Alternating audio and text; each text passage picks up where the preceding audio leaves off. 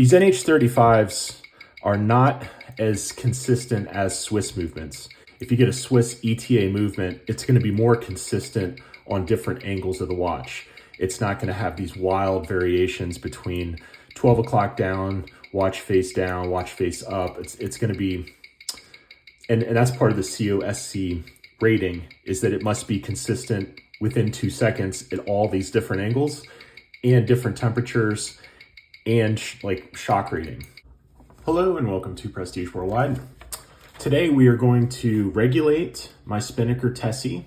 It's running about 20 seconds per day slow, and it's sort of annoying. I've been wearing it for about 2 months now, and I've just been setting it forward about a minute, about maybe 2 minutes every 6 days or whatever. Whenever I get to it, I notice it gets a couple minutes behind. And today we're gonna take the case back off and we are going to regulate it. So for those of you who aren't familiar with automatic watches, this has no electronics, no microchips, no Bluetooth. It has springs and gears, and it has an adjustment sort of arm.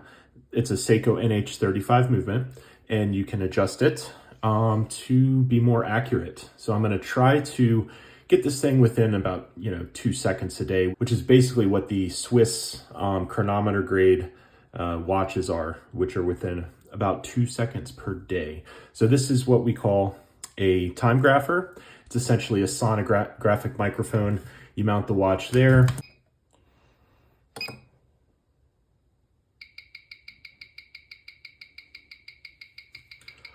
Okay, so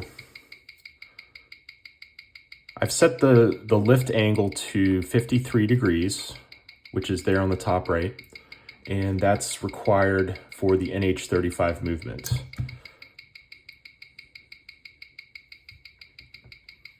Now it's good to get a baseline on these.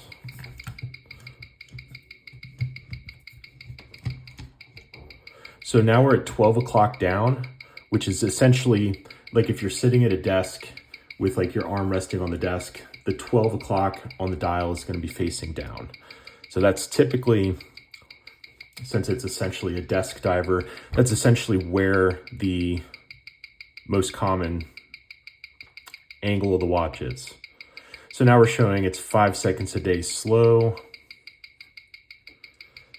That is strange because my real world scenario is much worse than that. Let's see what we got here. 15 seconds a day. So now we're at about 11 o'clock down, and now we're showing that 15 seconds a day slow. 26 seconds a day slow. So yeah, now we're at the range. And an NH35 is going to do that. So when I go to regulate it, I'm going to test this angle of 11 down versus 12 down. So now we're back at 12 o'clock down. Maybe it took this thing a minute to start functioning properly.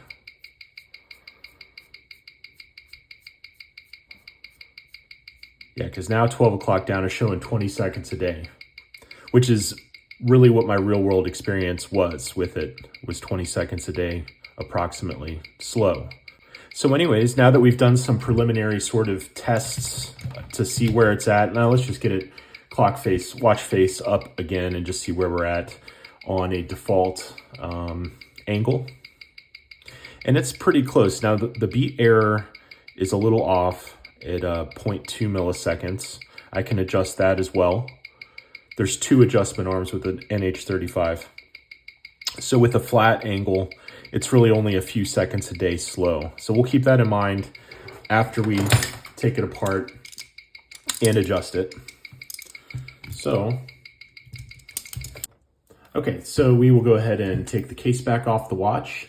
It has these little tabs, and you grab your little watch wrench, and it's pretty simple how it works. Righty-tighty, lefty-loosey, and just sort of be careful with it.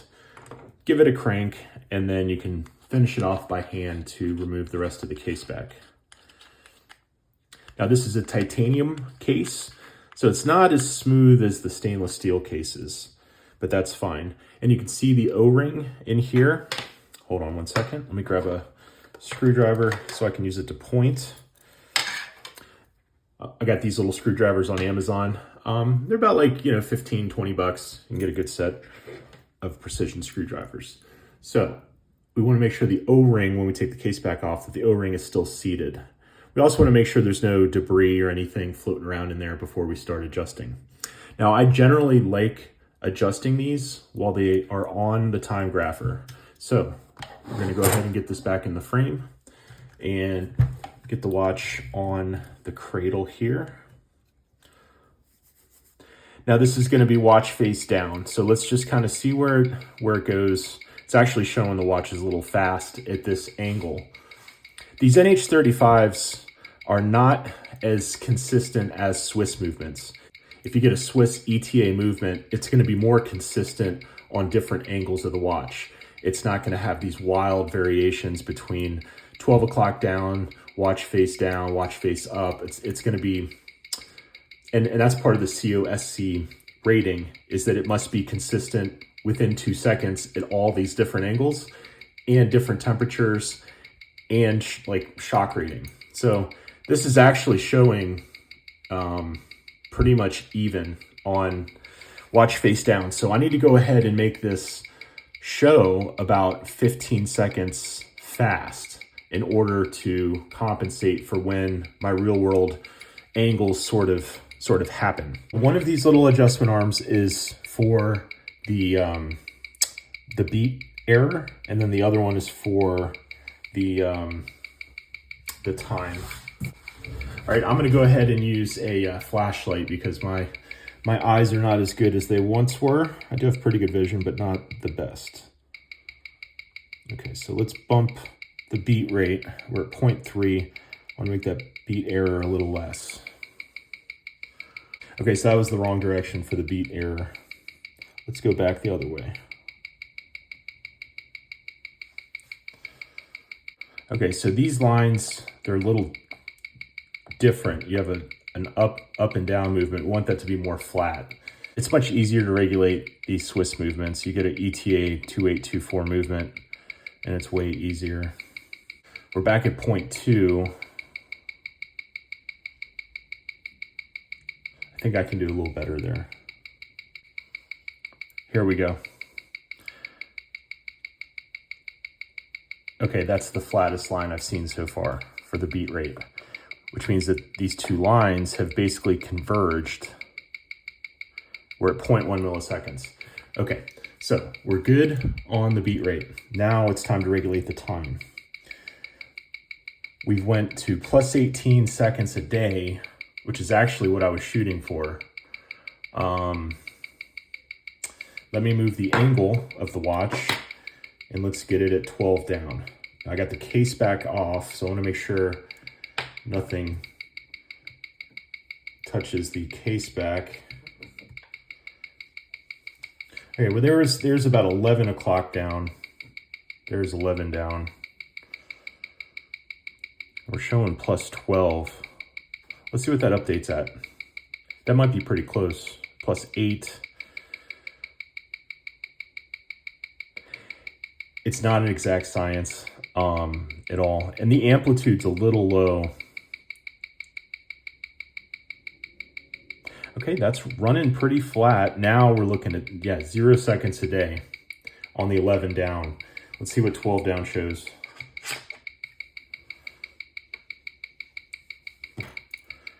Okay, 12 down is showing just a little bit of a slower, it's not quite 10 seconds, it'll update. Plus I'm talking, it sort of disrupts the microphone there.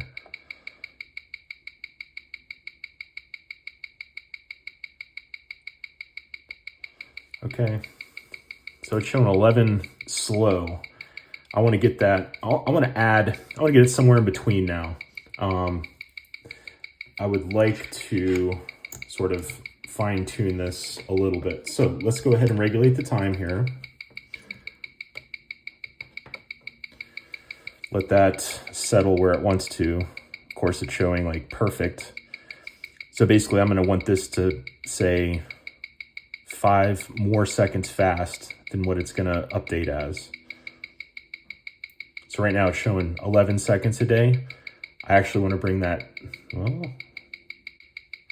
okay, so it's showing 20 seconds a day. I want to make that 25 seconds a day. I know this sounds a little weird, but I'm just gonna do what I can and then we'll check it.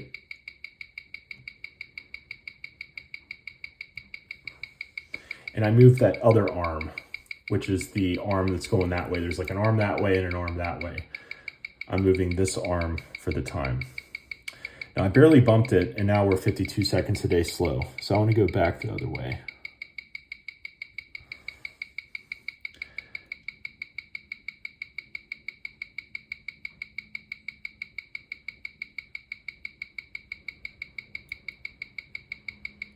All right, now we're showing -6. Let's give it another nudge. Right, that was a little too much. These NH35s are very finicky. Luckily, our beat rate is 0, so that's one positive thing we have going for us. Let's double check it. Let's double check it at the 12 down angle and see what it says at least. And the beat error comes back at 12 down. So I think this is not the healthiest watch. This 204 amplitude is not a great number. You really want to see like 250 or above. Yeah, 194. It's not a healthy movement. Unfortunately, it is what it is. I mean, the movement is going to cost more to fix than what it's worth. So now we're at -10 seconds on an 11 o'clock down, 7 seconds, which is an improvement. 0 seconds a day. So this previously on this orientation was the most accurate version of my real life. So I'm gonna go ahead and leave it there. And then I'm gonna keep wearing it for at least a couple more days. Now, when you put the case back on, you wanna make sure that it's seated properly. Well, if the O-ring is seated properly, I'm gonna double check the O-ring, make sure that it's seated, that it's not out or anything. And then you very carefully place the case back down and then very carefully get it threaded. Now this titanium case sort of is tougher than a steel case because the metal is just not as smooth. So I don't want to cross thread it. Just sort of make sure the threads catch. And yeah, it feels good there. Let's go ahead and tighten it on up. You want to give it a good, I don't know exactly how many pound-feet of torque, but I would say probably in the range of about maybe 10 to 15 foot-pounds, maybe a little more. You don't want to crank it down too much, but you want to give it a good, and then I like to go back and check it. Yeah, give it a nice snug it up. It's a German way to measure it. German measuring system, Gutentite. But yeah, so now the watch is regulated, so to speak, and it's going to go back on the wrist. Okay, so I like these iPhone clocks because they give you a seconds hand. So this is showing 4:55 and 26 seconds. So it's really, right now I'm about 10 seconds fast. So let's go ahead and we'll pull the crown out briefly and let that catch up with the seconds hand there. So we're gonna pull the crown and wait till that catches up. I'm gonna adjust this hand just a hair. There we go. And now it's caught up. So now we are exactly to the second accurate. 4:56 and 6 seconds. Okay, so I guess we're like 2 seconds fast on the watch, which is fine. So I'll just try to remember that. We're about 2 seconds fast, and then I'll see where it's at in a couple of days. And hopefully I don't have to open this thing up. If I get it within a few seconds a day, I'll be happy, ultimately. So, but yeah, that's just some fun stuff with the automatic watches. A lot of people don't have this type of equipment or don't want to open up their own watches and do this. I'm sort of, before I bought this time grapher, I took a couple of watches to a watchmaker, a local watchmaker, and he wanted, I think it was something like, I don't know, like $100. He wanted to keep the watch for like a week to regulate it.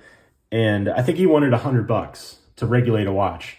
And I was like, okay, let me think about it. So then I went on Amazon and I bought one of these for like 100, back then it was like $140, and learned how to regulate watches myself. And now I've done probably, I don't know, 30, 40 watches.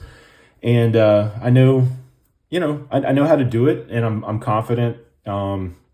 If you guys want me to regulate your watches, maybe we could work something out. So, drop me a comment. The business email is in my profile. Well, thanks for watching. I'll see you guys on the next one. Bye-bye.